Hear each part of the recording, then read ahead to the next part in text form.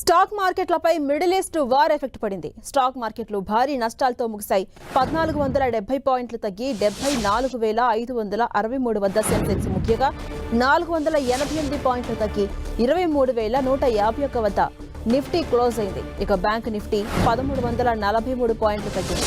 పశ్చిమాసియాలో కొనసాగుతున్న యుద్ధ ప్రభావం మన మార్కెట్లపై కొనసాగుతుంది. సెన్సెక్స్ నిఫ్టీ వరుసగా మూడో రోజు భారీ నష్టాల్లో ముగిశాయి.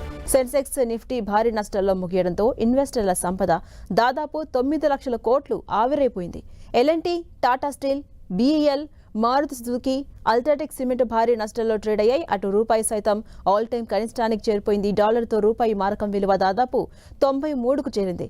పశ్చిమాసియాలో యుద్ధ జ్వాలలు కొనసాగుతుండడమే స్టాక్ మార్కెట్ల నష్టానికి కారణంగా తెలుస్తోంది. ఖమేనీ చనిపోయిన తర్వాత కూడా యుద్ధం కొనసాగడమే కాకుండా ప్రాంతీయ యుద్ధంగా విస్తరించడం మార్కెట్లపై తీవ్రమైన ప్రభావం చూపిస్తోంది. చమురు ధర కూడా $100 మార్కును దాటి పరుగులు పెడుతోంది. చమురు రవాణాలో కీలకమైన హార్మోజ్ జలసంధిని ఇరాన్ మూసివేయడం, ఇది కొనసాగుతుందని కొత్త సుప్రీం లీడర్ మొజ్తబా ఖమేనీ ప్రకటించడంతో మార్కెట్లపై ఎఫెక్ట్ పెంచింది.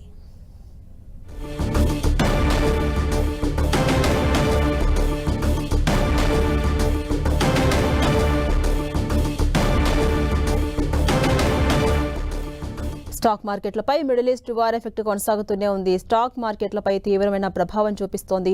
ఈ నేపథ్యంలో స్టాక్ మార్కెట్లు భారీ నష్టాలతో ముగిశాయి. 1470 పాయింట్లు తగ్గింది. మొత్తం 74,563 వద్ద సెన్సెక్స్ కొనసాగుతుండగా 488 పాయింట్లు తగ్గి 23,151 వద్ద అటు నిఫ్టీ క్లోజ్ అయింది. ఇక బ్యాంక్ నిఫ్టీ చూసుకుంటే 1343 పాయింట్లు తగ్గింది. అటు పశ్చిమాసియాలో కొనసాగుతున్న యుద్ధ ప్రభావం మన స్టాక్ మార్కెట్లపై కొనసాగుతూనే ఉంది. సెన్సెక్స్ నిఫ్టీ వరుసగా మూడో రోజు కూడా భారీ నష్టాల్లో ముగిశాయి. సెన్సెక్స్ నిఫ్టీ భారీ నష్టాల్లో ముగియడంతో ఇన్వెస్టర్ల సంపద దాదాపు 9 లక్షల కోట్లు ఆవిరైపోయింది. ఇక ఎల్ఎన్టీ, టాటా స్టీల్, బీఈఎల్ కావచ్చు, మారుతి సుజుకి కావచ్చు, అల్ట్రాటెక్ సిమెంట్ భారీ నష్టాల్లో ట్రేడ్ అవుతున్నాయి. అటు రూపాయి కూడా ఆల్ టైం కనిష్టానికి చేరిపోయింది. డాలర్తో రూపాయి మారకం విలువ చూసుకుంటే దాదాపు 93 రూపాయలకు చేరుకుంది. ఇక పశ్చిమాసియాలో యుద్ధ జ్వాలలు కొనసాగుతుండడమే దీనికి ప్రధాన కారణంగా తెలుస్తోంది. ఖమేనీ చనిపోయిన తర్వాత అంతా యుద్ధం ముగుస్తుంది అనుకున్నారు. కానీ దానికి భిన్నంగా యుద్ధం కొనసాగడమే కాకుండా అటు ప్రాంతీయ యుద్ధంగా విస్తరించడం మార్కెట్లపై తీవ్రమైన ప్రభావం చూపిస్తోంది.